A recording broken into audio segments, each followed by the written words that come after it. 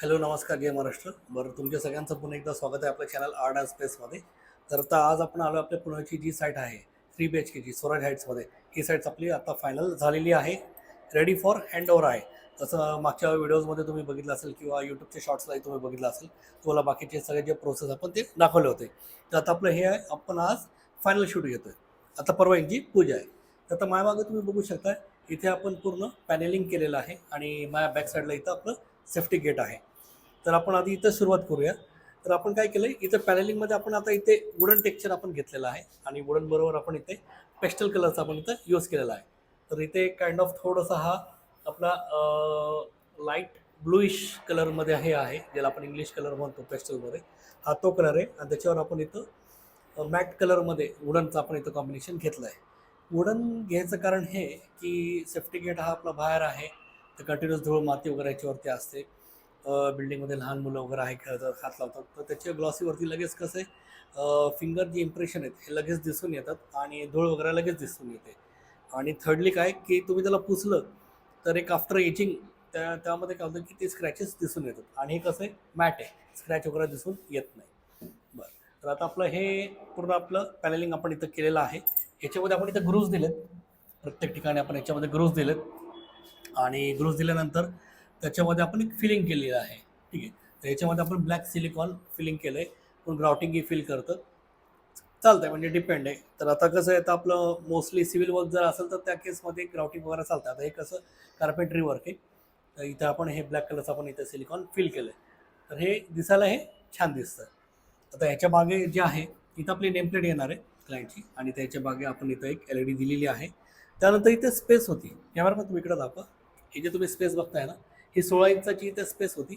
Same तशी space इथं होती 16 इंचाची. मग आपण काय केलं, तिकडं आपण शूरॅक ॲड केला आहे.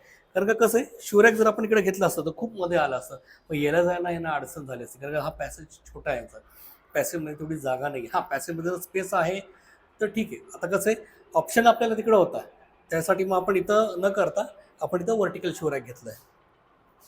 हा असा आपला शूरॅक आहे. ह्याच्यामध्ये आपण नंबर ऑफ कंपार्टमेंट्स दिलेले आहेत. शूरॅक 1 आणि शूरॅक 2 हे 2 आपण इथं केलेले आहेत आणि बरंच आहे त्याच्यामध्ये शेल्फ. तर एवढं खूप झालं आहे. सगळे परत आपण ह्याला ऑटो इंचेस दिलेले आहेत. त्यानंतर पूर्ण 4-4 इंचाचे आपण इथे हँडल दिलेत आणि सगळी ब्लॅक थीम ठेवली आपण हँडलची. प्रत्येकाला परत आपले एज बँड्स वगैरे आलेत. माझ्या बॅक साईडला तुम्ही इथं बघाल तर हा आपला पूर्ण ब्लॅकबोर्ड आहे. तर पूर्ण हा 32 mm आपला डोर आहे. युरोपाचे आहे, परत आपण इथं हँडल्स यूज केलेत, ओरिजिनल युरोपाचे हँडल्स आहे, आत पण आणि इथं बाहेर पण. ओके, त्यानंतर युरोपाचं आपलं इथे लॉक आलेला आहे आणि ही जी जाळी आहे ही आपण कस्टमाइज करून घेतलेली आहे. त्या सगळे डिम्पल कीज येतात. ह्याची जी मेन चावी आहे त्याला लाईट पण येते, ती मास्टर की. हे बघा, आता ह्याला परत आपण इथेही युरोपाचे सगळे आपण हँडल्स दिलेत.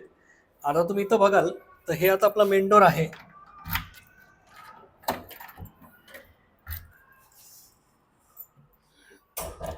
इथे आपला हा मेन डोर आहे आणि मेन डोरची इथं आपण काय केलं, इथं आपण चौकट बनवून घेतली. मॅक्झिमम इंटेरियरवाले म्हणा किंवा कार्पेंटर म्हणा, की हे डिपेंड आहे, म्हणजे आपण त्यांना नाव ठेवत नाही आहे, पण डिपेंड आहे की कॉस्टिंगवरती. आता बरंच क्लायंट म्हणतं की नाही, कॉस्टिंग थोडीशी आपण सेफ्टी गेटची असं वाटतं की जास्त आहे, कमी करूया. मग ज्यावेळेस तुम्ही कॉस्टिंग कमी करता, मग त्यावेळेस काय होतं माहिती आहे, दाखवतो तुम्हाला. आता ही चौकट बघा, ओरिजिनल आहे, बिल्डरने दिलेली. मग तो जो काही तुमचा इंटरव्ह्यूवाला असेल तो काय करणार, डायरेक्ट हिंजेस इथं माउंट करणार. हिंजेस माउंट करणार, दरवाजा लावणार, संपला विषय. दरवाजाला आतनं बाहेरनं लॅमिनेट लावले, हँडल लावले, संपलं, झालं तुमचं सेफ्टी गेट.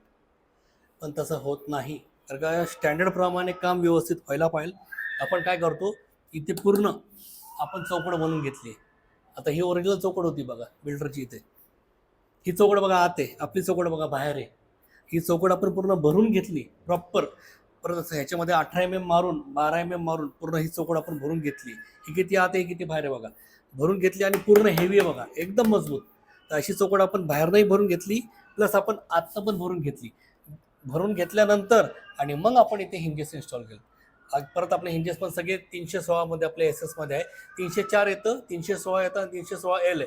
ते डिपेंड आहे मटेरियलला. तर काही वेळेस कसं की ॲज पर स्टॉक लास्ट म्हणतो ना आपण, म्हणजे जसं स्टॉक आहे त्या हिशोबाने कधी मग 316 भेटते, 304ही भेटते. पण मिनिमम 304 असावं, 202 नको. 202ला काय होतं, रस्टचे स्टेन्स येतात 202ला. स्टीलच आहे 202, पण ती प्युरिटी जरा कमी आहे. त्यामुळं 304 पासून तुम्ही यूज करू शकता. मग आपण इथं ह्या सिनेरोमध्ये इथं आपण 316 यूज केलंय. आणि ते बघा, सगळी चौकट आपण पूर्ण भरून घेतली, एकदम मजबूत चौकट आहे. सेफ्टी गेट तुम्ही बंद करा, मेन डोर बंद नका करू, लॉक करा आणि बिंदा जावा गावाला.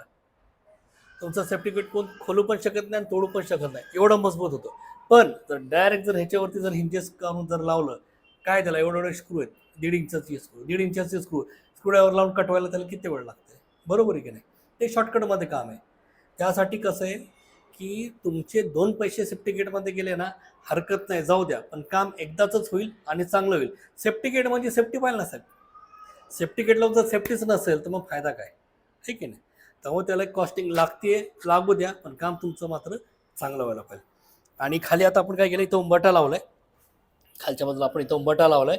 मग याच्यामध्ये जे काही तुमचे प्रत्येकाचं मान्यता असते, जे काही यंत्र वगैरे आहेत, त्या हिशोबाने आपण त्याच्यामध्ये ते टाकून आपण याला पूर्ण पेस्टिंग करून आपण याला लॉक करतो. हे ओरिजिनल साग आहे बरं का, याला आपण पॉलिश केलेलं आहे. तर हे प्रॉपर आपण चौकड म्हणून घेतलेली आहे. त्यानंतर आपला उंबरठा बसलेला आहे. 316चे आपले सगळे इथे हेवी ड्युटी सगळे आपले हिंजेस आलेले आहे. त्यानंतर परत इथं आपण सगळे परत लिपिंग पट्ट्या मारलेल्या आहेत. लिपिंग पट्टी मारून याला लॉक केले. युरोपाचे आपले हँडल आलेत, आतले आणि बाहेरचे. युरोपाचं हेवी लॉक आलं आहे, जाळी बनवून घेतली आहे. तर अशा प्रकारे आपला हा सेफ्टी गेटचा आपण एकदम पूर्ण ह्याला म्हणजे ॲज पर स्टँडर्ड चांगला आपण ह्याला हेवी बनवलं आहे. आता हे सेफ्टी गेटचं इथलं झालं. आता वरच्या बाजूला तुम्ही बघाल, कॅमेरामध्ये थोडं झूम करून दाबा. वरच्या बाजूला आपण काय केलं आहे, वरती आपली परत WPCची आपली 10 mm ची जाळी आहे आणि त्याच्यावरती ॲक्रेलिक जी आहे, जिथं लाईट पास होते, ती आपली 2 mm ची आहे. तर ती 10+2 म्हणजे 12 mm. आता तुम्ही ह्या बाजूला बघा, इथे बघा कसं इथं खड्डा आहे. वरती आपलं जे बीम आलं आहे, इथं खड्डा होता. सेम तसाच आपला इथं खड्डा होता. मग आपण काय केलं आहे, ह्याला आपण इथं POPच्या माध्यमातून आपण इथं पूर्ण ह्याला लेवल करून घेतलेली आहे. आणि ह्याला एवढी छान आपण फिनिशिंग केलेली आहे POPमध्ये म्हणा, किंवा आपल्या पेंटरचे पेंटरनी पण, की कोणच येत नाही की तिथं आपण फॉल सिलिंग केलं आहे आणि तिथं पेंट केलं आहे. बघा, एकदम 0-0मध्ये फिनिशिंग आलेली आहे. तर कसं काम चांगलं व्हायला पाहिजे, क्रिस्टल क्लिअर काम व्हायला पाहिजे, क्वालिटीमध्ये काम व्हायला पाहिजे, तर ते दिसायलाही चांगलं दिसतंय. आणि त्यानंतर आपण इथे गणपती आपण इथे बसवलेला आहे. हा ब्रासमध्ये गणपती बसवला आहे. हा एक अप्रॉक्स 2,000पर्यंत गणपती होतो. ते आपण ते गणपती आपण इथे बसवला आहे.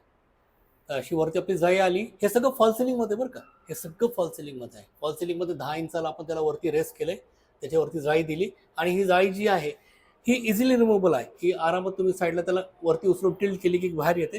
आणि त्याच्या आतमध्ये ट्यूबलाईट्स आहेत, त्या ट्यूबलाईट्सला म्हणा किंवा LED म्हणा, तर आपण त्याच्यामध्ये मेंटेनन्स करायला आपल्याला ते इझी पडतं आहे. तर अशा प्रकारे आता आपला हा सेफ्टी गेटचा आपला हा टूर झाला आहे.